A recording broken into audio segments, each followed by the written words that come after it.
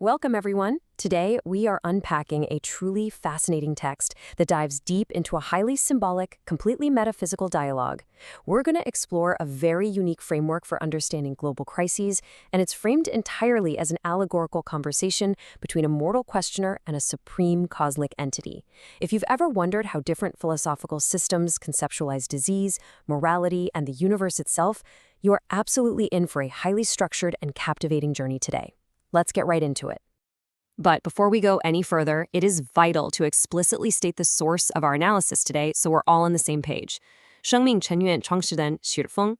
As your host, I am simply here as a neutral guide to clearly structure and unpack his specific framework for you. We're just exploring the text, the dialogue between Xuefeng and the Plague King, to fully understand this unique spiritual perspective. Okay, let's dive into this with our roadmap for today. We'll be covering 1. The dialogue between Xuefeng and the Plague King. 2. The cosmic law of plague gods. 3. Black energy, which is the mirror of hearts. 4. Codenames 009 and 008. And finally, 5. The invisible upgrades 007 and 006. Starting right off with Section 1, the dialogue between Xuefeng and the Plague King. So the source text takes the form of a direct back-and-forth Q&A session. Xuefeng basically acts as a seeker of truth, and he's questioning the Plague King, who is presented as a supreme, cosmic manager responsible for overseeing all disease on Earth.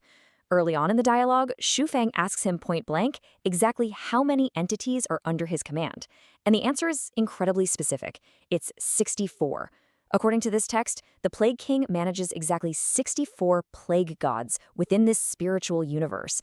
So we're not talking about some random, chaotic force of nature here. It's a highly organized cosmic bureaucracy with a specific number of agents ready to be deployed. There's this moment where Xuefeng asks if these plague gods serve humanity, and the response is honestly kind of chilling in its objectivity. The Plague King just states, "We do not consider human affairs. We are only responsible for purifying the earth." And that brilliantly illustrates the absolute cosmic detachment of these entities. In Xuefeng's framework, they aren't malicious, right? But they aren't empathetic either. Their sole, unwavering purpose is moral and spiritual purification, completely separate from human suffering or desires. Let's move to Section 2, the cosmic law of plague gods. If these plague gods are this organized force of purification, what exactly are the rules they follow? How do they decide when and where to strike? Well, the Plague King outlines a really strict escalating protocol. Step 1 is the trigger, a general decline in human morality where hearts become dark. If that happens, Step 2 is deployed, which is a minor warning resulting in a small reduction in population to kind of urge humans to reflect and repent. But if the moral decay is severe and widespread, that triggers Step 3, severe action, meaning a large-scale population reduction. It's a very precise equation of cause and effect. Now, Xuefeng then poses a really great question. What about animal plagues? Like bird flu or swine flu. Do animals have declining morality? The Plague King's answer is a fascinating theological twist. He explains that in this specific framework, all earthly things, including animals, exist to serve humanity. So when humans become unworthy due to moral failing, these privileges are simply revoked. Those animal plagues are actually targeted directly at human behavior, serving as a warning by taking away our resources. Which brings us perfectly to Section 3, Black Energy, the Mirror of Hearts.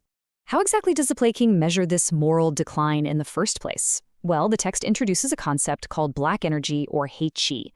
The Plague King describes looking down at Earth and literally seeing this dark mist gathering. But actually, let me clarify something right away. This is strictly an allegorical, spiritual metric. When Xuefeng asks if this is just physical smog or pollution, the Plague King says no. It's an invisible mist originating purely from the darkness, the greed, and the malice in human hearts, and it's completely undetectable by the physical eye or by any of our scientific instruments. At this point, Xuefeng challenges the Plague King with a question that, honestly, any modern person would ask. He says, look, if human science and technology are so incredibly advanced, how can these plagues possibly survive? Won't human science just defeat the plague gods? And this question is the perfect pivot, transitioning us from macro philosophy straight into specific historical events. Let's look at how that plays out in Section 4, Codenames 009 and 008.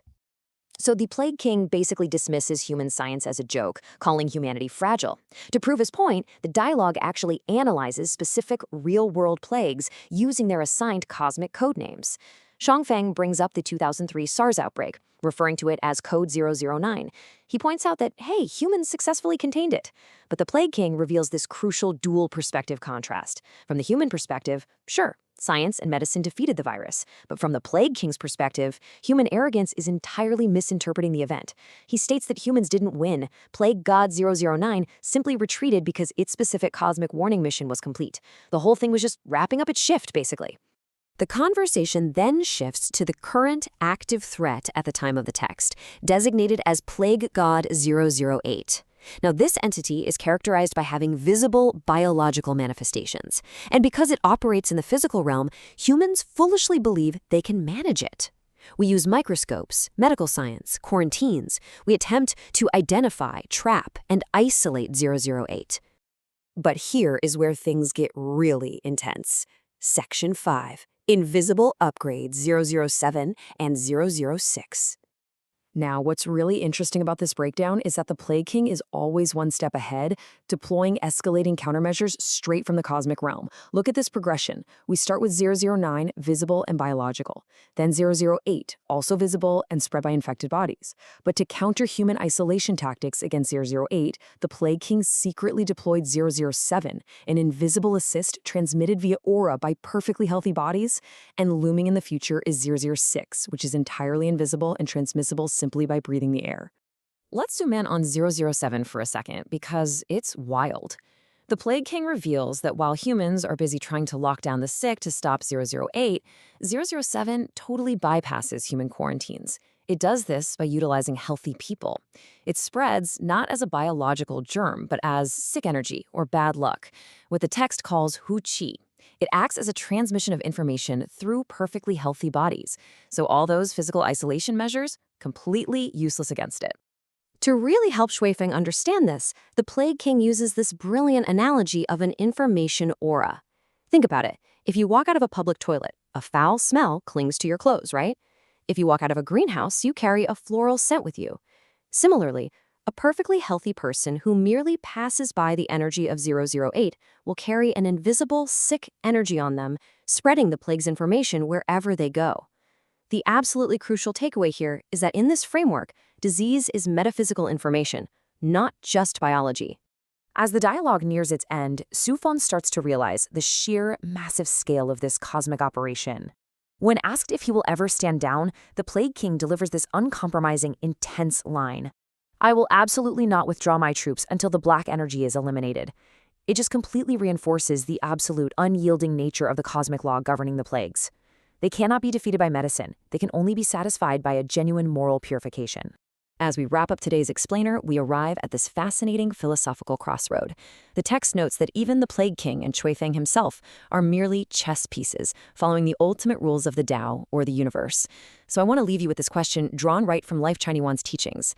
If science and quarantines only prompt the cosmos to deploy invisible upgrades, what must humanity fundamentally change within our own hearts to finally clear that invisible mist of black energy? It's a really powerful allegory that challenges us all to look inward. Thank you so much for joining me to explore this profound text today and keep questioning the deeper layers of the world around us.